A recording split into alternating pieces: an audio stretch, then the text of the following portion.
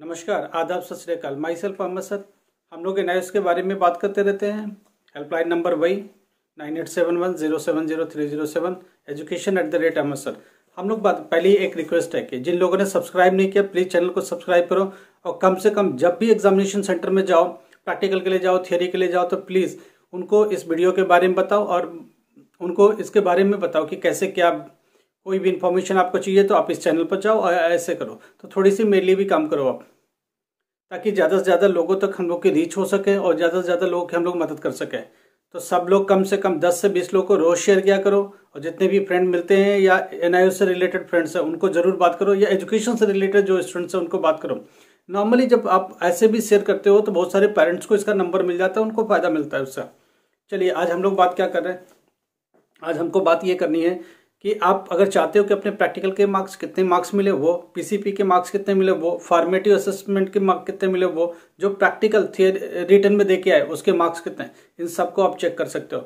हम इसको पहले एक्सप्लेन कर देते हैं, फिर उसके बाद चेक करने का तरीका भी समझाते हैं आपको। इसके अलावा भी जो लोग चेक नहीं कर पा रहे, जिनको कुछ प्रॉब्लम्स है, हम लोग उनको चेक करके उनके मार्क्स बता देंगे, पूरी हेल्प करेंगे। मगर वही है कि कम से कम 20 लोग को आप शेयर किया करो वीडियो को, 10 से 20 जितना भी पॉसिबल होता है अपने कांटेक्ट में सबको शेयर करो। बस एक छोटी सी रिक्वेस्ट है, वो तो आप कर ही सकते हो। चलो, आपके काम हम लोग क्या कर रहे हैं। अच्छा, एक बच्चे का, राजू का मैसेज था कि सोशियोलॉजी का उनका नहीं मिल रहा है, सैम्पल पेपर नहीं मिल रहा है। मैं आपको सैम्पल पेपर राजू आपको भेजूंगा, ठीक है, डोंट वरी, आपको मैं भेजूंगा, ठीक है। कुछ बच्चे का मैथ्स का सैम्पल पेपर नहीं मिल रहा है, हम लोग उनको भी भेजेंगे। मैथ्स में डाला हुआ, हालांकि मैथ्स के उसमें जाके वीडियो में देखो प्लीज़, आपको मिलेगा। 10th क्लास हिंदी का बार बार पूछ रहे हो, 10th क्लास हिंदी कह रहे हो, इंग्लिश का ऑलरेडी वीडियो दिया हुआ, देख लो। 12th class data entry already दे दिया आपको, वीडियो जाके सर्च करो। बहुत सारे लोग एकदम से जब एग्जाम आता है तब जाके वीडियो ढूंढना चालू करते हैं। अरे, आप कंटिन्यू वीडियो पर आ करो, रोज रहा करो, आपकी प्रॉब्लम्स बहुत सा सुलझाते रहते हैं। चलो, आज बात करते हैं। आपको क्या करना है, देखो, फॉर्मेटिव असेसमेंट के मार्क्स चेक करना है। तो प्रैक्टिकल मार्क्स चेक कैसे करेंगे, आपको गूगल पर जाना है, गूगल पर करनी है प्रैक्टिकल मार्क्स, ठीक है। प्रैक्टिकल एनआईएस प्रैक्टिकल मार्क्स जैसे डालेंगे वैसे एक सीरीज खुल जाएगी। जैसे वो खुलेगी, फॉर्मेटिव मार्क्स लिखा होगा, फॉर्मेटिव मार्क्स के स्टेटमेंट होगा, तो फॉर्मेटिव मार्क्स लिख करके आ जाएगा। हम इसको वीडियो साथ साथ चलता रहेगा, आप उसे बैक साइड में देखते रहना। फॉर्मेटिव मार्क्स लिख के आ जाएगा। जब फॉर्मेटिव मार्क्स लिख के आ जाएगा तो फिर उसको खोलना, नीचे फॉर्मेटिव भी चलेगा, सबमेटिव भी चलेगा। अब जब फॉर्मेटिव में डालेंगे तो फॉर्मेटिव के मार्क्स खुलेगा, सबमेटिव में डालेंगे तो सबमेटिव के मार्क्स चलेगा। अब यहाँ एक क्वेश्चन है, कितने मार्क्स किस चीज़ के होते हैं। जैसे एक एग्जाम्पल ले लेते हैं, फिजिक्स का प्रैक्टिकल कितने मार्क्स का, 20 मार्क्स का।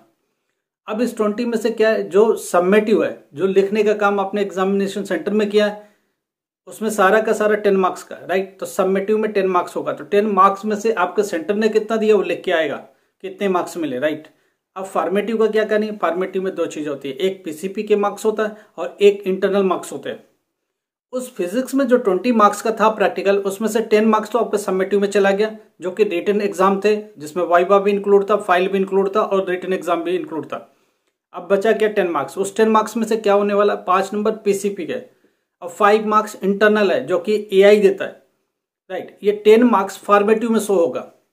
फॉर्मेटिव में 10 मार्क्स हो गए, सबमेटिव में 10 मार्क्स हो गए, टोटल कितना होगा, 20 मार्क्स का। तो ये प्रैक्टिकल में 20 मार्क्स आपको शो होगा। इसमें टीएमए से कंफ्यूज मत करना, टीएमए बिल्कुल सेपरेट मार्क्स हैं, वो आपका टीएमए के सेक्शन में ऑलरेडी दिख रहा होगा। जिन लोगों को टीएमए नहीं देखना आता है, आप अपने उसमें लॉगिन पेज में जाओ, लॉगिन करो, टीएमए के स्टेटस में जाओ, स्टेटस में दिखेगा। कुछ बच्चे ये कह रहे हैं टीएमए में कि अभी मेरा आई बना के आ रहा है, राइट।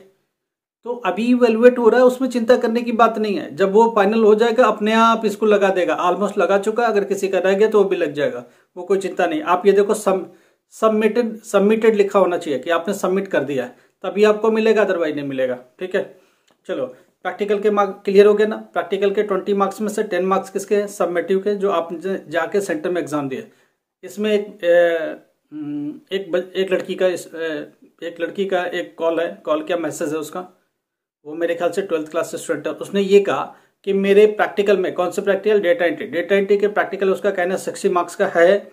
उस 60 में से 30 में से ही क्यों हुआ। अब यहाँ रुको, 30 मार्क्स का जो रिटन एग्जाम आप कर रहे हो, जो देने गए हो प्रैक्टिकल, वो 30 मार्क्स का है। और 30 मार्क्स कहाँ है, 30 मार्क्स में से पीसीपी भी है और 30 मार्क्स में उसी में 30 में से टोटल 60 में से 30 तो सबमिटिव एग्जाम हो गए जो आपने देने के एग्जामिनेशन सेंटर पर।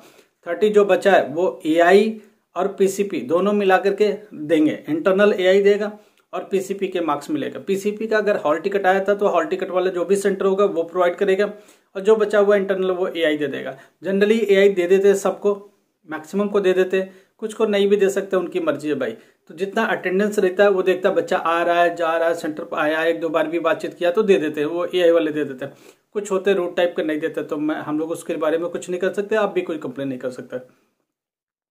आई थिंक रसोली शायद नाम उसका लड़की का, हमको नहीं ध्यान है, थोड़ा सा प्लीज़ देख लेना आप। आपने हमसे पूछा था ना डेटा एंट्री का 60 में से 30 में से क्यों मार्क्स दिया। 30 मार्क्स किसके लिए, इंटरनल है, वो 30 में से पीसीपी भी है और साथ में क्या है एआई के भी मार्क्स है, तो ये दोनों मिला करके एआई से आएंगे। अगर एआई बंद हो गया है तो ये हो सकता है कि वो मार्क्स दे दिया हो। एआई अगर बंद बिल्कुल परमानेंट हो गया, नहीं रिस्पॉन्ड करता है, तो जो प्रैक्टिकल सेंटर है वही रिस्पॉन्ड करेगा, फिर वही करेगा, फिर अपने बिहाफ पर वो कर देगा ये मार्क्स को। वो कैसे करेगा, जो प्रैक्टिकल एग्जाम आपने दिया है कैसा दिया है उसी के बिहाफ पर एवरेज निकाल के वो लोग लगा देते हैं कुछ ना कुछ। अब वो देखना पड़ेगा। अब देखेंगे कैसे, अब जब एनआईओएस प्रैक्टिकल मार्क्स जैसे डालेंगे वैसे खुल जाएगा, फॉर्मेटिव असेसमेंट खुलेगा। फॉर्मेटिव असेसमेंट में जाएंगे तो उसमें रोल नंबर मांगेगा, रोल नंबर दे दीजिए, डेट ऑफ बर्थ मांगेगा, डेट ऑफ बर्थ दे दीजिए। उसके नीचे की कॉलम देखिए क्या है, उसके नीचे की कॉलम में ये कह रहा है फॉर्मेटिव आ रहा है, उसी को थोड़ा सा हल्का सा पुश करेंगे तो नीचे सबमिटिव भी खुलेगा। फॉर्मेटिव और सबमिटिव अभी एग्जाम चल रहा है तो बहुत सारी इवेलुएट नहीं हो गए, जिन्होंने इवेलुएशन कर दी उन्होंने मार्क्स भी लगा दिया। फॉर्मेटिव जिन्होंने दे दिया वो फॉर्मेटिव भी दिख रहा है, तो फॉर्मेटिव और सबमिटिव दोनों में से जो दिख रहा दिखेगा। अगर नहीं दिख रहा तो 5 दिन के बाद 10 दिन के बाद आप थियरी के दौरान ही आप चेक करते रहो, कभी भी वो खुल सकता है, और जैसे ही उनका मार्क्स लग जाता है आपको दिख जाता है, तो यहाँ से क्लियर हो जाता है।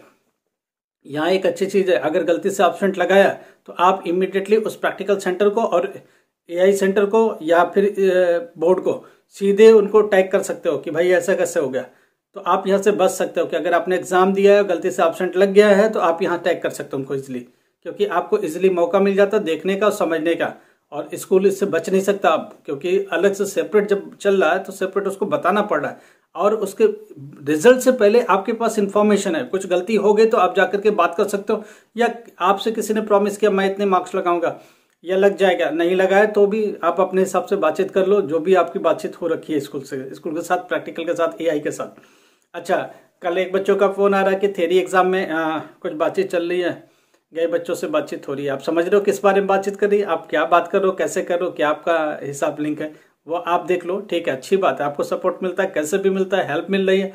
आप अपनी पढ़ाई के सहारे जाओ, पहले तो पढ़ाई के सहारे जाओ, थोड़ा बहुत सपोर्ट भी मिला तो आप जैसे भी करके आप पास हो जाओ। एक बार एक साइकोलॉजिकल जो बर्डन है आपका फेल होने का, जैसे सीबीएसई से फेल हो गया है, आप एनआईओएस में आ गए और उसके बाद वो बर्डन अभी भी चल रहा है, तो इससे बाहर आने का रास्ता ये कि एक बार पास का शक्ल देख लो तो दिमागी रूप से फ्री हो जाओगे।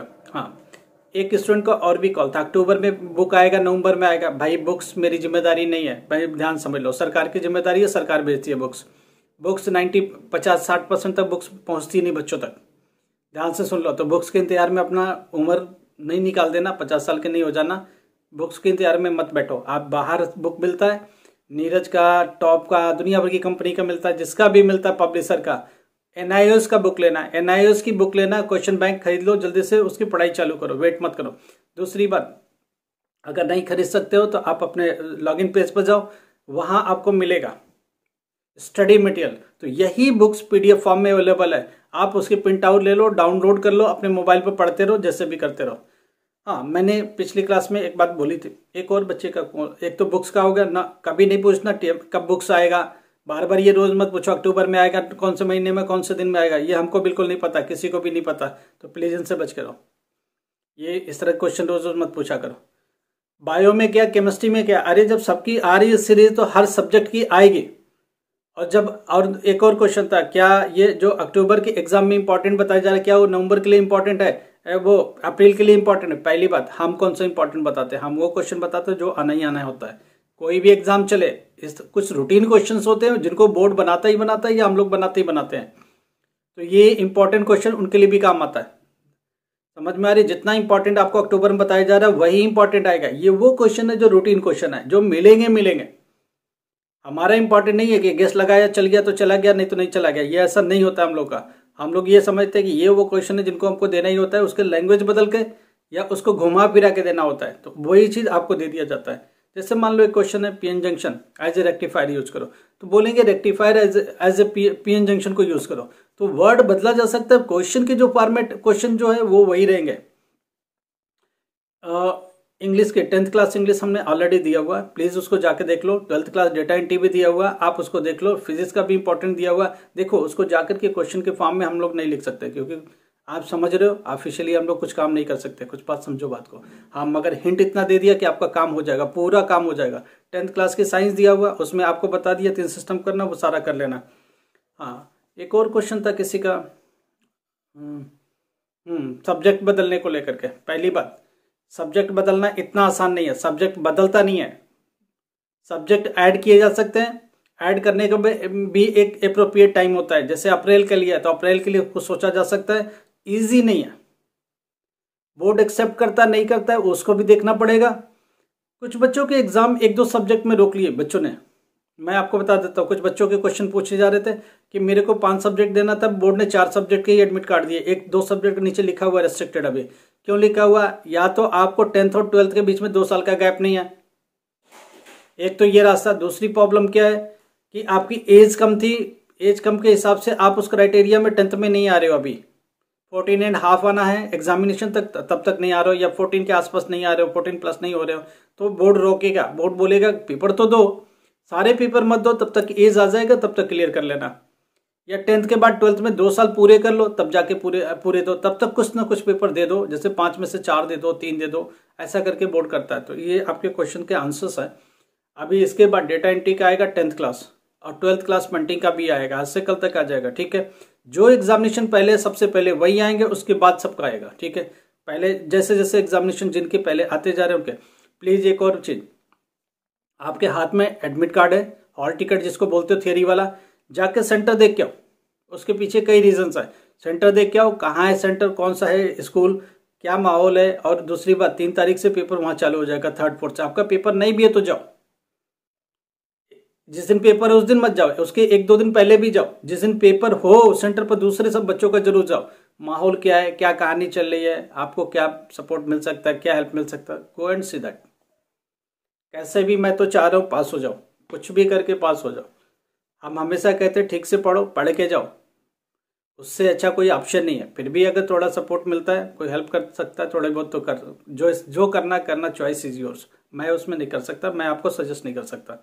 मैं सिर्फ इतना कहता हूँ अपने सेंटर जरूर देख के आओ, क्योंकि जिस दिन जाना है पेपर उस दिन लेट ना हो जाए, या आपको पता ना चले कि कहाँ है, आप जाके उस दिन ढूंढो इधर उधर, ठीक नहीं है। 1-2 दिन पहले जाके आप चेक करो, ताकि आपको पता चल जाए कितना टाइम लगता है, क्या साधन है जाने का, कैसे आप वहां तक पहुंच सकते हो। तो प्लीज जाके देखो, नहीं तो उस दिन बच्चे घूमते रहते 2-4 किलोमीटर इधर उधर, एकदम फ्रस्ट्रेट होकर स्कूल पहुंचते, वो बात ठीक नहीं है। ठीक है, थैंक यू। हमने बात कर ली प्रैक्टिकल मार्क्स की, पीसीपी की, सबमेटिव की, फॉर्मेटिव की।